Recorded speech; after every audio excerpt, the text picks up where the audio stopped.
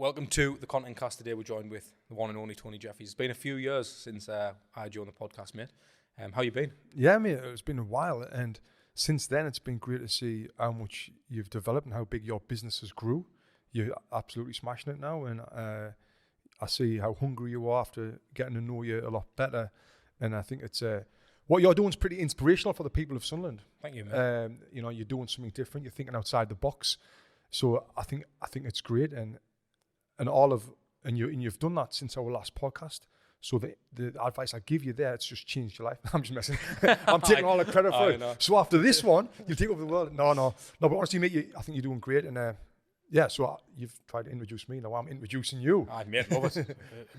It's like having a co-host, isn't it? So obviously it's been a while since we did catch up. And what's changed for you then, Tony? I know obviously Box and Burn was doing big things in LA and the like. But what else has been going on? My life's changed a lot since 2019, since 2020, since COVID happened. With the gyms, I was obviously 2 feet in with the gyms and giving it everything. But then when COVID hit and it closed the gyms down, I started focusing my attention online because it's kind of what I could do, because I wanted to continue to work and grow something. And that's when I went 2 feet in with YouTube, and that right there took over everything, and it's kind of changed my life. So there's the YouTube and then me licensing business as well. So I'm still really busy all the time. I'm in the best place I've ever been in my life, with my business, with my family, and yeah, I'm really happy. 37 years old now, and I couldn't imagine I would be where I am right now. If you told me this like 12 years ago when I was in this ring right behind us here, sparring, getting me head. I wasn't getting me head punching, I was probably punching someone else's head in. But I was in this ring right here, sparring. I couldn't be happier right now where I am.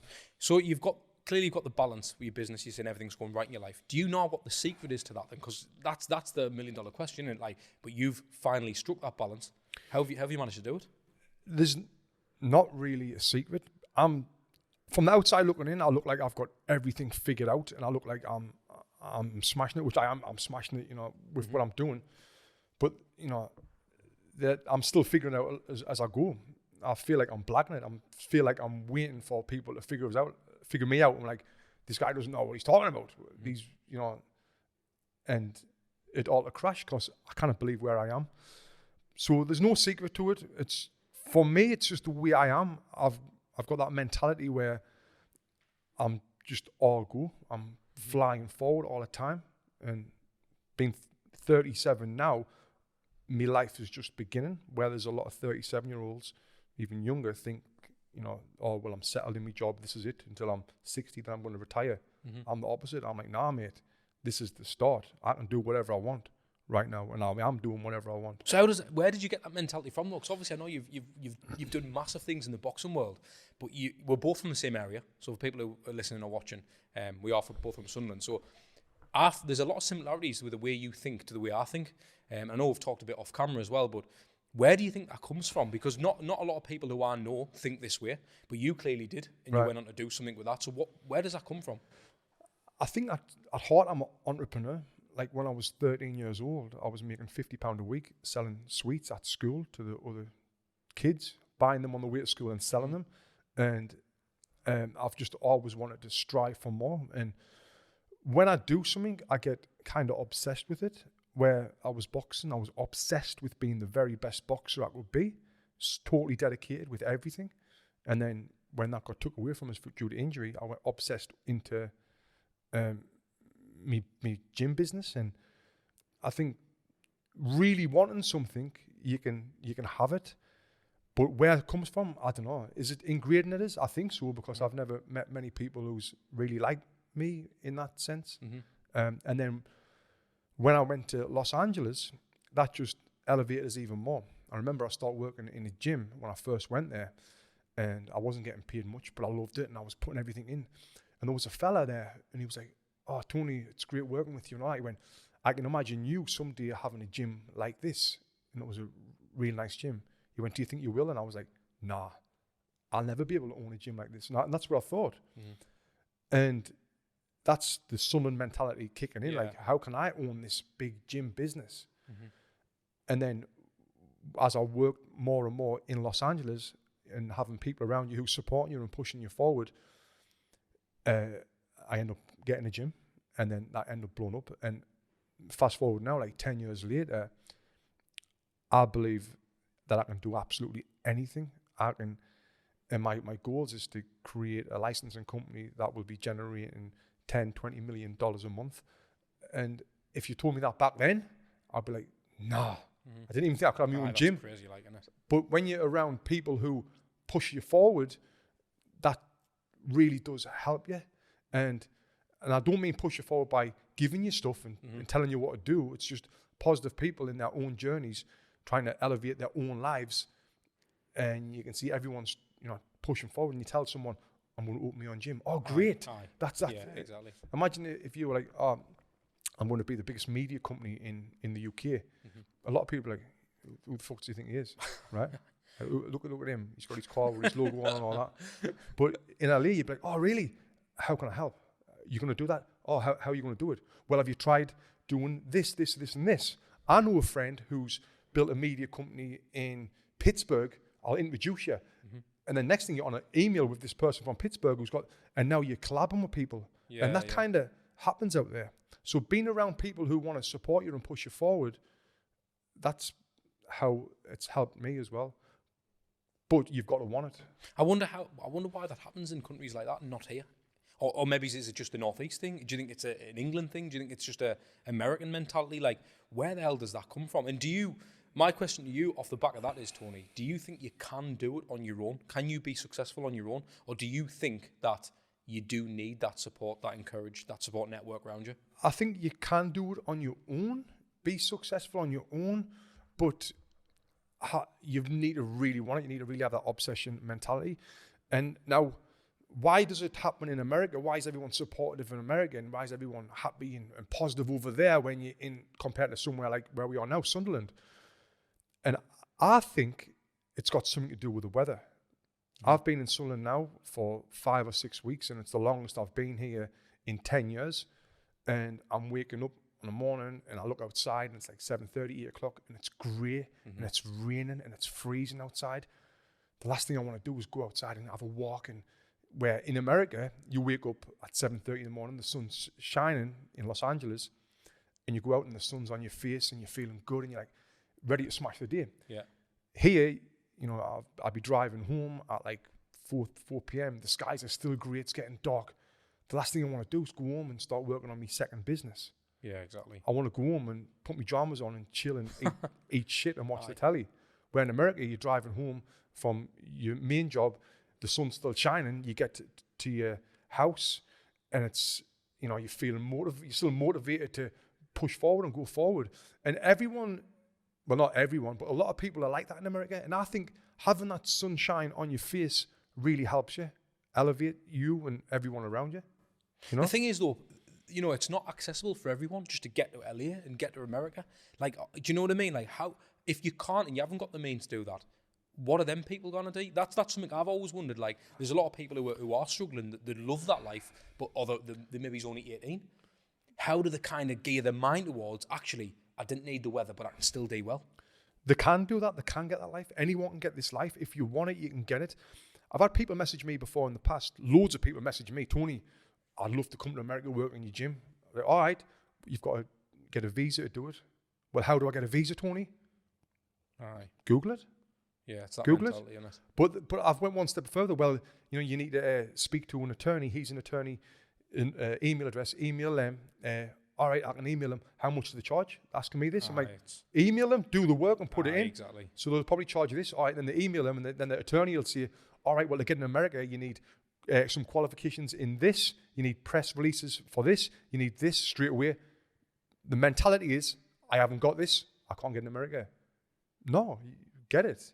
So get it, and then get in. You need to have press to get this certain type of visa to get in America. Rather than thinking, oh, I haven't got it, I can't get in there. Think, well, how can I get that certain type of press? How can I get an article in the Sunderland Echo or the local news? Well, you need to do this, this, and this. Aye. All right, let's do this, this, and this, and then get in there. Rather than thinking, oh no, I cannot give up. Then it doesn't have to be America. Portugal is giving visas out right now. Portugal's got the sun shining. I don't know it well enough, but you've got the sun on your face right there. You might live a better life out there than you are here. Another thing why people don't want to get up and go, oh, well, you know, I've got my family here, my mum and my nana's here. Or even, well, it's not for you. My family's here as well. Yeah. But out there, you know, in America, it's kind of halfway around the world. If I'm in Los Angeles at 1 p.m., I can be in England the next day, you know, because there's flights. So I hear people say, well, oh, you know, I wish I could do that. But then do it, put the work in it and get it. Do you think people put stumbling blocks in the way themselves on purpose? Like, it's a bit of an excuse, isn't it? Yeah, they make excuses, and then it's like, oh, they do the easy thing. The easy thing is to make an excuse up and like, nah, I can't do it because of this. All right, well, you can't do it. Did you ever think about taking the easy route? Be honest, did you ever think, I know obviously you went through the down the kind of the boxing route and stuff, but did you ever think, actually, do you know what, there's too much graft involved in this, I might just get a job? No, definitely not. Like, it's like, I'm like, I want it all. You know, after the Olympics, I got forced to retire from boxing with hand injuries. And I remember thinking, what the hell am I going to do now? I've boxed since I was 10 years old till I was 27. I was earning great money as a professional boxer. It was my life. What am I going to do now? And I start drinking a little bit, and, you know, I put a bit of weight on. But it didn't take as long to get out of that. And like, no, come on, I need to move forward. I need to figure something else. Just figure something out. Start teaching boxing, getting next to nothing in a basement gym in Los Angeles. And I was just working hard, and I wanted to make more of myself, and that's what I've done. I've just continually doing that all the time, even right now. It's you can't take the easy way out, but if you want to. But now, you know, I've worked my arse off all my life, and now my life's easy. I get up whatever time I want to get up. I do whatever I want to do. I travel to wherever I want to travel. Because I've put that graft in. There was a point in my life, actually, when I come back home to Sunderland, and I was really stressed out. We had like 25 employees at the gyms, and I was getting texts on my phone. People like, oh, so-and-so hasn't turned up for the shift. The desk hasn't turned up. This person's not doing that. This person's not doing that. And I was getting really stressed because I was in England on holiday, and I was just working all the time.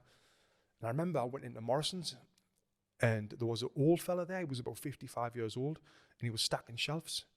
And I was looking at him, and someone went up and went, excuse me, sir, or excuse me, mate, do you know where the ketchup is? And he went, and he turned around, big smile on his face, and he took them where the ketchup was in Morrison's. And I was like, look how happy he is. You know, that's the goal, isn't it? Being happy. I was thinking, I wonder if that's for me. Like, you know, he knows at the end of the week how much money he's getting. He knows he's going to go home at this time. He's going to see his wife. He's going to watch what he does on TV. He's going to go on holiday probably once a year. Is that the life, you know, that you want? And that kicked him for a little bit. He's got the happiness. He's fine. And then I was like, nah, fuck that. Like, I'm not doing that. But I did think about it. So with you having your kind of, you know, you're happy now, what is driving you then? Because you seem to have everything kind of sewn up. You know where you're at. You know where you're going. Obviously, you're in a position now where you just travel the world and sort of be you, right, if you like. What's driving Tony Jeffries? I get a buzz off getting messages off people saying, Tony, you've really helped us with boxing. You've really helped change my life. And I get these messages all the time. And that really, that drives us a little bit. But I want to have a bigger impact on the world with boxing, and this is my mission now in life, to help as many people as possible. And I can do this online. Right now I'm teaching, right now I'm getting around 7 million views a month on my main YouTube channel. Bloody hell. On my Spanish one, I'm getting around 3 to 4 million views a month. I've just created 6 more channels in different languages because I want to help as many people as around the world as possible with boxing. But there's only 25% of the world that speaks English. Yeah. So now I'm creating YouTube channels in Mandarin, in Thai, in Portuguese, in Russian, in French, in Hindi, and the Spanish one. So I can have a bigger impact with the world with that. That's online. But I want to help people in person as well. So we've created a licensing company where we can teach gym owners how to not teach gym owners. We've created a licensing company where we can put our award-winning boxing burn classes from Los Angeles into any gym in the world. It's like a turnkey solution to add boxing to your gym. Yeah. So now I can have this impact with people online, but now we can do it in person, where we can teach the gym how to add boxing to the facility. The gym we can also teach their trainers how to teach it correctly, and then them trainers can teach people in person as well. Does that make sense? Yes, of course. So now we can teach even more people, have a bigger impact with the world with this, and that's really exciting. So in a way, you're kind of providing gyms with like a manual on how to teach boxing efficiently. Yeah. And you're just rolling out across the world, aren't you? Exactly. And we give them the programmed workouts so they can put the screen on, press play, have me on the screen with me other partners, and they can learn from me. They can follow along with our workouts, and we can just have an impact on so many people and build a community as well, which is great. So that's really excited. So far, we're in 11 gyms in 6 different countries, but we want to get in thousands of gyms, and that's what I'm striving towards, and that's my goal. And obviously keep building teams to really help us do it, because when you say, can you make it by yourself? And I said yes. Probably, I guess it's what your goal is, because can I make this by myself? No, I need teams of people to do it.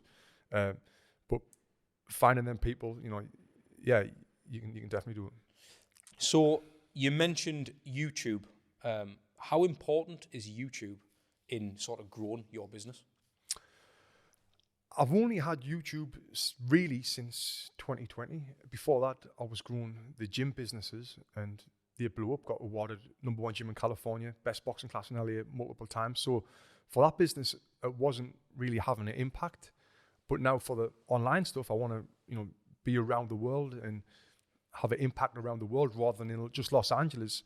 So YouTube is really helping with that, and social media is huge for it. Instagram as well. I just announced that I'm going to Rotterdam next weekend, and there's people traveling all from around Europe to come and work with us, like Germany, Berlin, and the guy whose gym it is blown away. So his Instagram's blew up with people who want to come and meet us, which I cannot believe either, because when you're in a gym like this, in front of a camera doing videos, you don't realize that this video is going to be seen by someone in Germany or Berlin or Thailand. And I can't believe it. So right now, YouTube is massive for me business, and that's where I'm earning me biggest chunk of revenue from right now is YouTube. Is it something you'd still be pushing?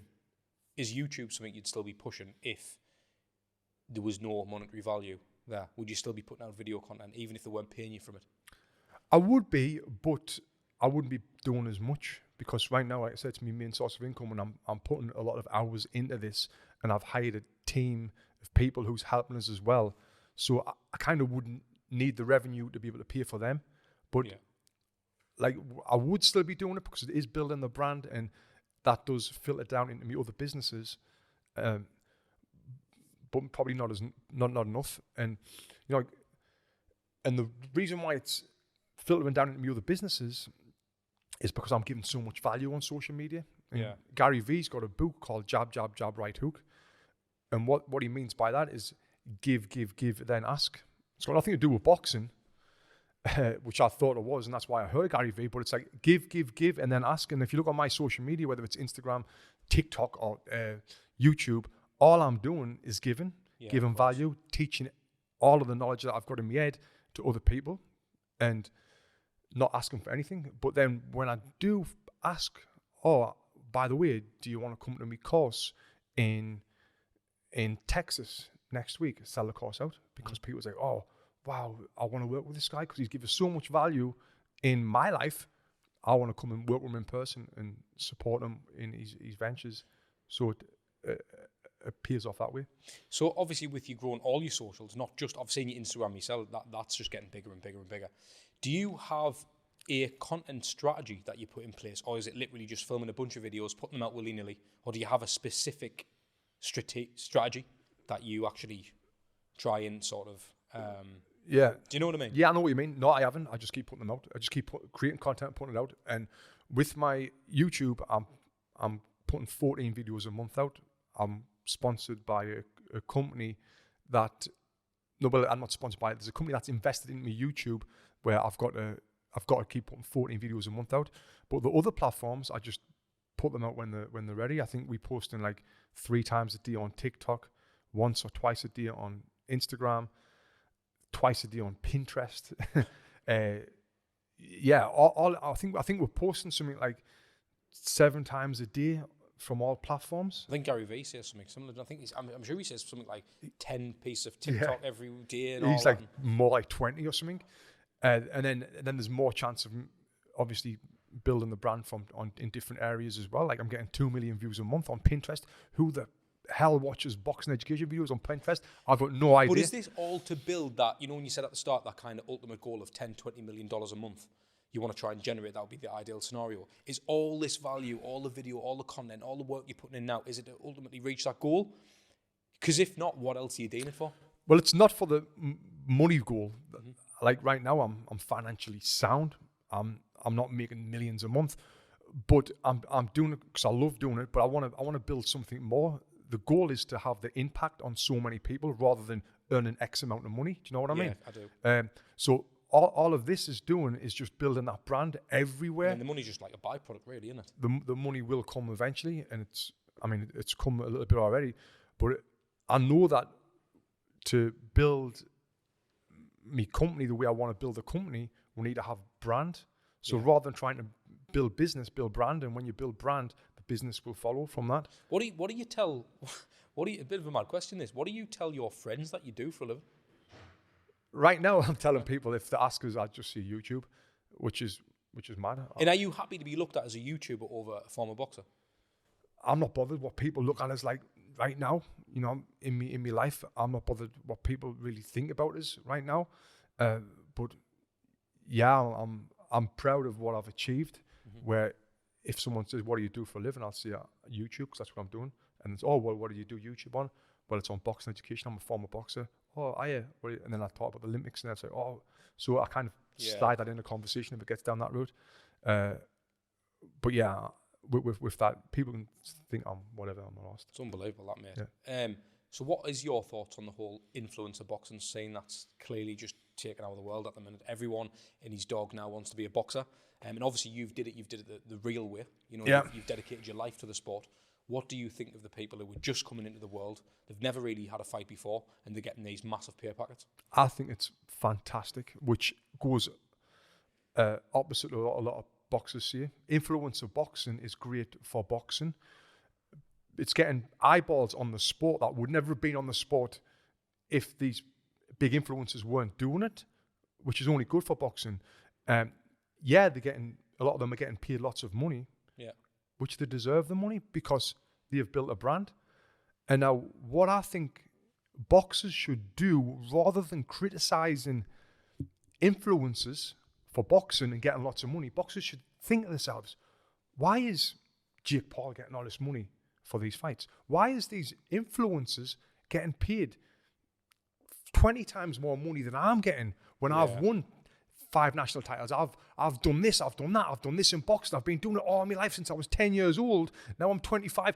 Why is these guys getting 10 times more money than me? Look at that and think about that rather than thinking they don't deserve it. I've been doing this for so long, I deserve this. They don't.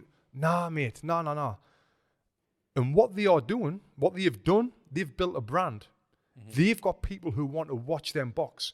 Now, if a boxer who was doing this since they were 10 years old, built a brand since they were 10 years, built a brand since they were 10 years old rather than being the boxing, they will get that money too. Yeah, I know what you mean.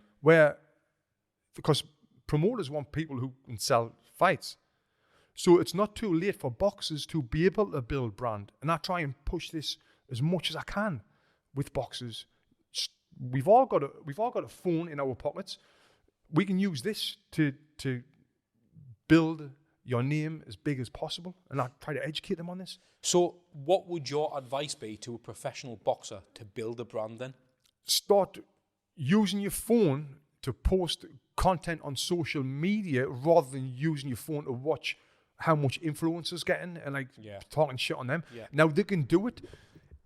For a lot of people who are not boxers, who are boxing fans, they would love to see a behind-the-scenes video on a training camp. Yeah, of course. They would love to see a boxer who's walking to the gym. I'm about to go and do a sparring session right now. I'm a little bit nervous about it because I'm sparring with this guy who's had 10 fights and won 9 and he's knocked 7 people out. But, you know, at the same time, I understand that it's going to be a learning curve. That's why I'm sparring with them. That right there is a piece of content. Aye. And it's value in it. It's value, it's content, it's building brand. And right, like this is a video right here.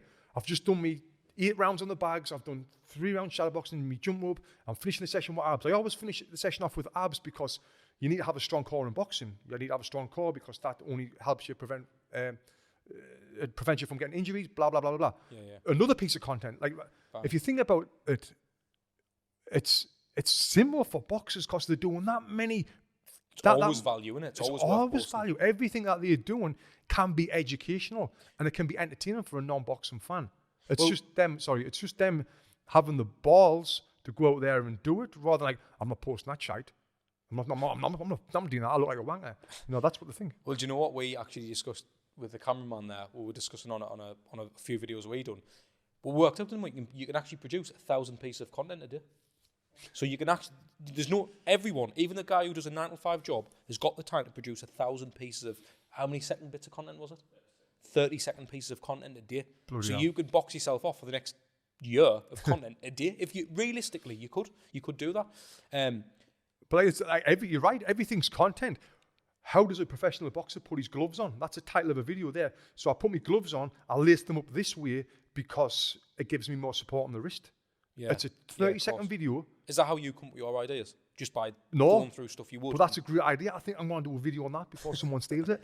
But just things like that. Do you know what I'm saying? Of course I do, I strap my boots up, boxing boots up like this because if I leave it too loose, see, my feet will move about in my boot and I get a blister on my foot. Another piece of content right there. Do you know what's interesting for boxers and boxing fans? How easy was that?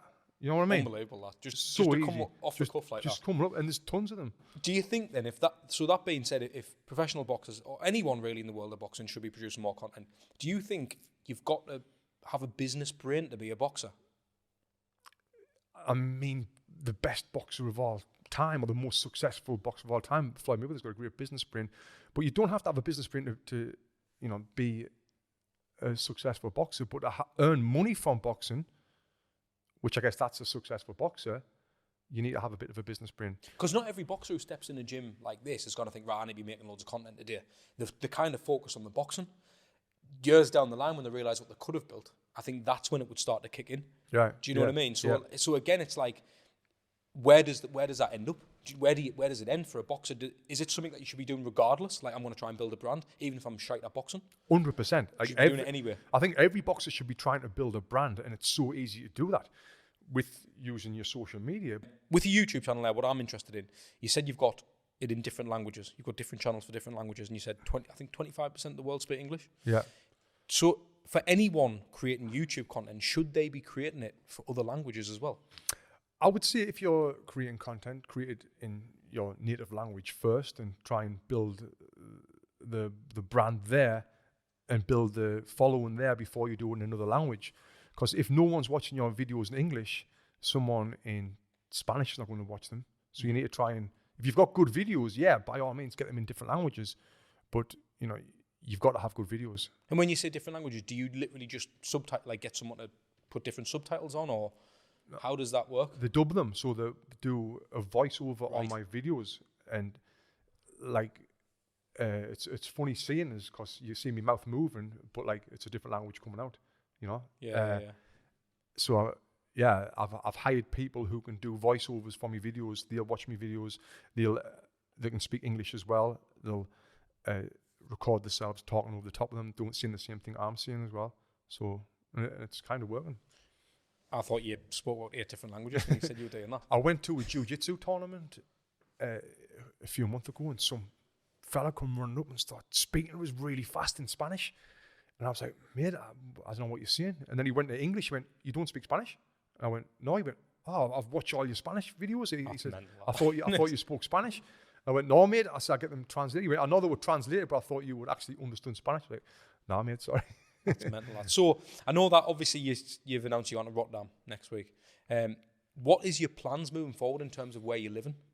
By the way, actually, do people know you're not going back to LA type of thing? Because I didn't want to talk about no, that. it's fine. It's fine. Is it all right? Yeah. Right. So obviously you mentioned you're going to Rotterdam next week. I know you've left LA. Is that right? I know you've been back here for a few weeks. What's your plans? Where are you gonna settle down, and why did you leave LA? So, big question. So our plans moving forward, we're going to travel the world for around 12 months. My wife, myself, and my 3 daughters. We're going to homeschool our girls. And like for the first time in my life, I'm earning 100% of my living online, so we can live anywhere in the world. When I was in Los Angeles, it was costing us around $10,000 a month to live there. This was before I bought any food, before I bought any shopping, before I put any money away. So it was around 10 grand a month. And, and we thought, right now we could homeschool the kids and we could live anywhere in the world. And we thought, let's try it. So during the kids' summer holidays, I had some work that I was doing in Miami, in Canada, in Vegas, in Chicago. And normally what I would do on these trips, I would go and do me work a course for like a weekend, then fly back to LA, then go and do another one, fly back. I said, to my wife, why don't you and the kids come with us and we'll stay away from home for like a month and see how we get on. So we did that, and we kind of loved the travel and life. And that kind of inspired us a little bit to do this. And we were actually in Texas on that trip when we were thinking, because we were in Texas on the trip, and the kids were supposed to be going back to school the week after. And then I got a text off my landlord, because we were renting out there, and they wanted to put the rent of the house up, and they want us to sign a 2-year lease. And we were like, we'll be stuck there for 2 years. And then at the same time, we watched a video from a big financial guy talking about how if you're in California, you should think about moving because the taxes are going up. It's impossible to buy a house out there now, and lots of other things. And then that popped up. And then within 30 minutes later, I seen a news article that come through saying homeschooling was on the rise in America. Mm-hmm. So there was these 3 things that happened while we were thinking about moving away, and we were like, nah, it was a coincidence. Aye. So we're like, all right, let's do it. Let's not send the kids back to school next week when they're supposed to go back to school. Let's book a trip to Thailand, buy a one-way ticket. We'll go there for a month and see how it is. So we did that, mate. Homeschooled them, and it was so nerve-wracking, so scary. Mint, was it? It was class. It was not mint just mooching about Thailand with no real plan. It was mint. It really was, but it was scary at the same time. And that kind of helped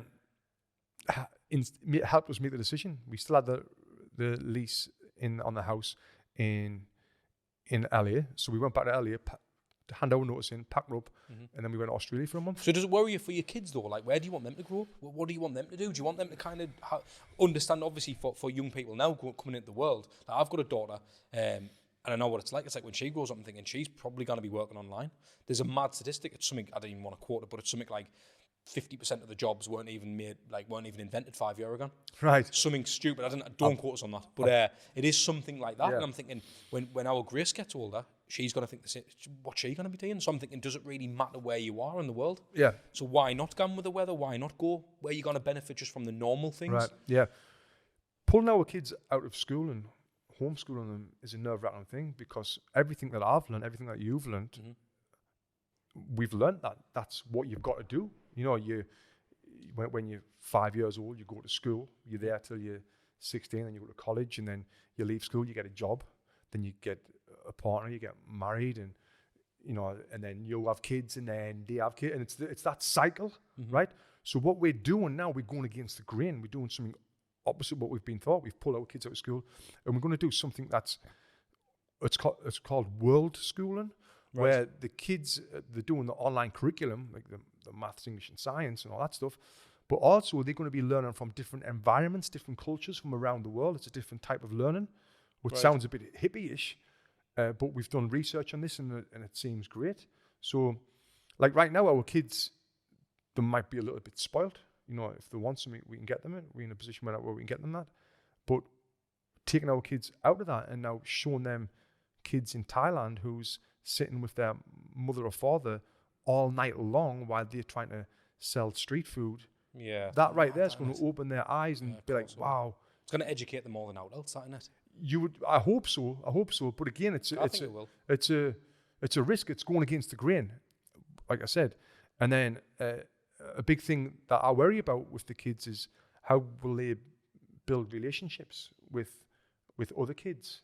And do you know what I mean? Where you build in school. But really, they'll be kind of the most multicultural kind of kids, Gannon, because they've seen everything from around the world, and they've got all this experience where there's a lot of people who say they've never really lived, and it's not because they've never experienced stuff, they've just never really went to other countries. And actually, like I spent a bit of time in Bali a couple of years ago, and we'd seen, like, me and our lass who went across, and we'd seen full families getting washed in the street. Right. I've never seen that. I knew that went on, but I thought, well, I'm from Sunderland, we're all right. And do you know what I mean? Yeah. So, but actually seeing it and thinking, bloody hell. And that opened your eyes, right? Completely, mate, completely. And I just thought, actually, it's not that bad here. Yeah. But that's not always a good thing, because then you're stuck thinking, well, actually, we've got it all right. Yeah. So how do you find the balance? Do you know what I mean? How do you get that balance where you think, I'm educated, but I still want more out of life without looking like an absolute knob? No, I know what you mean. Do you know what I mean? Yeah, I know what you mean. And yeah, that really opened your eyes. And I remember I went to New Delhi in India, and there was people all around the streets, thousands of homeless people, and that really opened my eyes, and that really educated me. And I was blessed enough where I had my boxing ability that helped us travel around the world and boxing in different countries like New Delhi, and that gave me like the bug for traveling and getting us out there and realizing there's a big wide world out there. So I'm hoping what we're doing for our kids will help them and with that as well, you know. Exactly. And then, but like you said, it sounds great for kids, but I don't know anyone that's done this with kids, so I can't see what the end result will be. I do know that there's parents out there that raise the kids by the book, show them that they love them, and they've put them in school and done everything, and then that kid's turned out a little bastard. The opposite of that, I know kids who's had a really bad upbringing, and they've turned out amazing.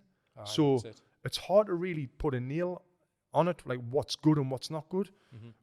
We doing what we believe is the best for our kids and the best for our family, and that's all you can really do, right? What was your upbringing like then? Did your mum and dad have all the belief in you, like you can do what you want? Because again, I still think it's rare the mindset you've got. Yeah, no, I don't know. Like with my upbringing, I don't know if they had the belief in me or not to do what I'd done. But were you very much, I'm going to do what I want anyway? Was that your type of mentality, or were you like, well, no, if my mum and dad want us to be a doctor or something, I'm just going to go to uni? Or were you like, no? No, I kind of done what I wanted when I was a kid. Like when I was 16, I used to mess around in school, and I said to the teachers, I don't want to do my GCSE exams, and my parents were fine with that. I mean, thinking back now, they should have been like, not only you need to do your exams. So I never done any GCSEs or anything like that. Not because I knew I was going to do anything in boxing. It's just I was being lazy. I was like, no, I don't want to do that. I'll be a wheeler and dealer, buy and sell cars like my dad's done, and he's done all right, you know. I don't know. I think what I've done in my life, I've surprised absolutely everyone. No one more than myself. You know, that's amazing. Surprising yourself though. I kind of bloody believe it, mate. I kind of believe what I'm doing, and being back in Sunderland for the last 6 weeks, being with me mates, and just being back here, it's made us realise that, wow, I've done all right, you know. I've done all right. Do you ever? Does any part of you feel a bit like? How do I explain it? Like sometimes, like even on my journey, mate. Like sometimes I feel a bit. I've had a conversation with Kurt actually. I've wanted to buy a new car for ages, but I've always had this thing where I feel like I didn't deserve it.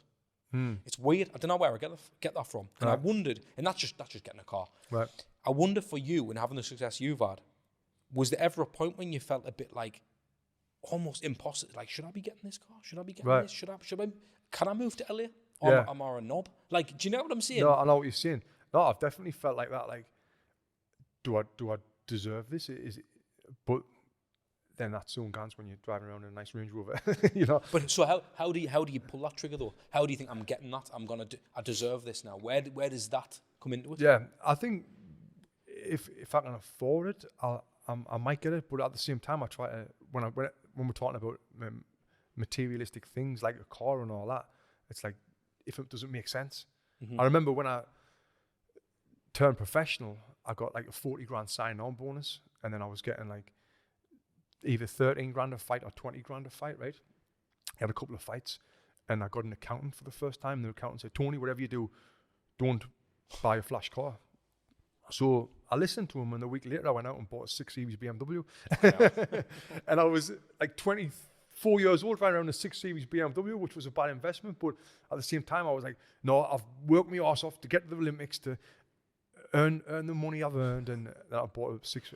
I lost like 10 grand on it. So, but at the time, I didn't give a shit. Do you think you've got to go through that in your life? Do you think you've got to experience them things to know it's not always great? Do you think you've got to experience materialistic bullshit to know it's not always wise to buy trivial things? No, I think that's another problem with people who I know who's said to me, you know, can I come to Los Angeles and work at your gym? And I say, well, you need to do this, this, and this. Sometimes they're like, well, I can't afford it. I can't afford a lawyer. I can't afford to pay a lawyer $1,000. But you can afford to buy yourself a new car. You can afford to buy yourself some new designer jeans for 200 Go out quid. every month or Go out every week. But you can't afford to buy a lot, to pay $1,000 to a lawyer for a service that might change your life, put you in a different country. It's priorities, isn't it? It's priorities. A lot of people have got addictions to things like Amazon, and that prevents them from moving forward in life. It's just like you said, priorities.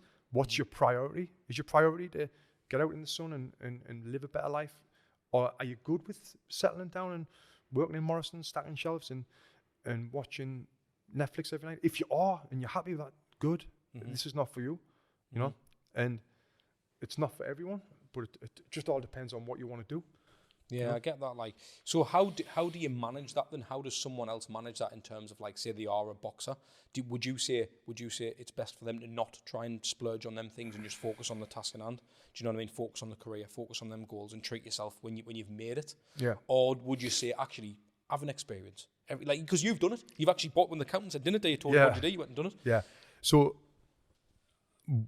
right now, like, if I knew back then what I know now, I would be a multi-millionaire. What would you do differently? I would go 2 feet in with social media back then and build the biggest brand in boxing. I would be the most popular boxer in the world. But what does 2 feet in look like though? Like 2 feet in is like is posting all the time on social media, studying how do you get more views? How do you build brand? How do you edit a video in a way where you keep the viewer on the video from the beginning to the end? I guess that's how to get more views. Yeah. But I would really study it, and I wouldn't give a shit about what people thought. I didn't really think that much of it at the beginning, but like I would just be out there all the time building this brand, and I would have the biggest following in the world, and life would have went a different direction if I knew back then what I know now. I would have had a team around us. I used to do everything myself back then. It would be like, why would I pay someone to create a graphic for us when I went and spent 2 hours and do it myself? Well, you know, you can spend them 2 hours of doing something else to help build and elevate your brand. I would have invested more in myself. Like right now, I'm investing a lot in my team and investing a lot into the business because I understand. But back then, I would have done everything. I was doing everything myself. So do you think if you're just starting out on social media, you should still be investing in a team, effectively? Not even a team, just a bit help? Or do you think, do you know what I mean? I think if you're starting off right now, you should do it all yourself, but you should be constantly posting and getting stuff out there all the time and seeing what works, what doesn't work, learning about different strategies of different pieces of content. You can do it yourself. I think learning how to edit a video yourself is a very beneficial thing. Yeah. I know you edit with your eyes closed now. I know how to edit videos as well, but that's really it's really helpful to know that. But then when you start getting other people to do it, you know, it can just you see it, mate, because I mean, I've posted, I think, every single day for over 3 years now. I've never stopped. I've always posted consistently. And without that, it's night and day difference. When I've had other businesses in the past and I've been a bit all over the place, a bit sporadic, and just no one I've needed to do it, never really went for it, I've noticed the growth just doesn't happen. Right. When you're consistent, that's when the growth happens. Right. So my advice for you is, you're posting these yourself. I would spend a little bit of money on hiring a social media manager, even though you do social media, to save you from posting. And then rather than posting on one platform, post on 6 platforms, that one a day. Now you're posting 6 times a day. Now you're 6 times more likely to blow up, six times more likely to get seen by 6 times more people. And then do 10 times more. It's a numbers game. And then that'll just elevate. So it might be 500 a month, might be less, might be 300 a month on getting someone to do this for you, to give you that time back so you can create more content, to speak more to more business owners, to try and get more business for you. That's only going to elevate the full business. So, Tony, I want to ask you, you've obviously spent a bit of time with a lot of high profiles and met a lot of big business people and famous people and people who are super successful, making power moves in the world. What have you seen in people like that do well? You know what I mean? Like, is there a common trait that you see that all these people have got? Yeah, and it's work ethic and obsession. I've never met a successful person who's lazy. Never, ever. And I've met millionaires, billionaires, and they're never lazy. They're always like striving to do better, and then having good people around them. Like even the top celebrities I've worked with, they've got great people around them, the right people in the right seat. You know, you could have someone great around you, but if they're doing the wrong job for you, it's pointless. So you're having the right people around you doing the right thing for you. That's really helpful. But all them people started by themselves. Like me, when I started doing my videos myself, I was shooting on my iPhone and I was editing it myself until I could invest in someone else to help us. Yeah, of course. But I was putting the work in. I wasn't doing one post and thinking that's going to blow up. But yeah, you've got to start yourself and then move forward there. Like my business partner, Glenn Holmes, he's best mates with Josh Dunn from 21 Pilots, right? Who's a huge star. And I always remember I seen a video of 21 Pilots where they were doing a gig in a pub somewhere in America, and they were carrying the piano down the stairs themselves and like really putting the graft in.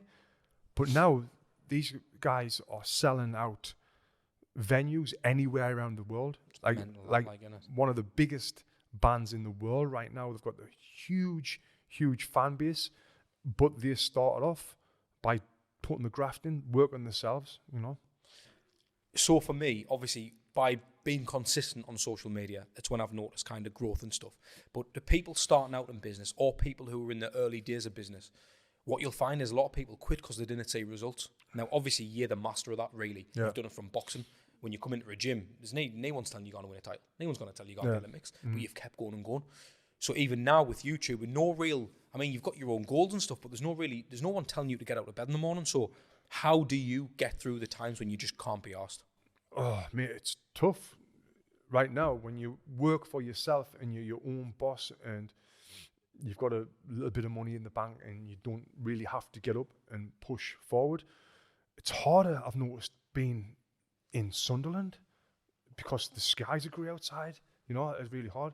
But I just tell myself I've got to do it. And there's something that I think my sister or my mum said before that I've heard, where it was like, doing this is not going to buy the Ben any new shoes. Have you heard that phrase before? I have. And I just think about that, and it's like, it's true. It's not going to buy the Ben any new shoes. But you know, I've got goals, and to reach them goals, you've got to do certain things. And I'm just a motivated person, really. You just got to keep on that. So for people who didn't have the goals, or what do they do? Do you think people need goals in place? Do you know what I mean? Like, do you think it's good for anyone just to put something in place that'll keep them through them shit times, you know what I mean, them darker times? Yeah, and when you feel like quitting, think about why you started. I think that's a big thing as well. But yeah, I think everyone needs to have goals in their lives, and it doesn't matter how old you are. You might be 40, 50, 60 years old. It's not too late. Mm-hmm. It's not too late. You can continuously go on and start new things. Like I said, I'm 37 now. If I wanted to be a doctor, by the time I'm 45, I will be a doctor working on people, right? All I've got to do is focus and work on being a doctor. You can do that. You can do what you want to do. And excuses, a lot of people will make excuses. I've made excuses in my life as well. I'm not perfect, but it's the easy thing to do is make an excuse. Why can you not do this? Mm-hmm. Why can you not move to a different country? Mm-hmm. And there's probably an excuse there. Instead of looking at things, why can we not? You need to be looking at things, how can I do it? How can we do it? Yeah, exactly. That's a great quote. Rather than why can I not? How can I do this? How can I make it happen? And it's like I tell all the people who work for me on my team, don't come to me with a problem, come to me with a solution. Or if you've come in with a problem, Tony, we can't do this, but maybe we can do this, this, or this. Yeah, exactly. Always come with a Offer solution. alternatives. Offer alternatives. Always offer alternatives. Because, like, if one of my team members will say it was, Tony, we can't post on this platform today because of this, I'll say, what's the solution? So now they know that they'll come, I can't post on the day because of this, but we'll be able to do this tomorrow or you know? I do. And it's the same with everything in life.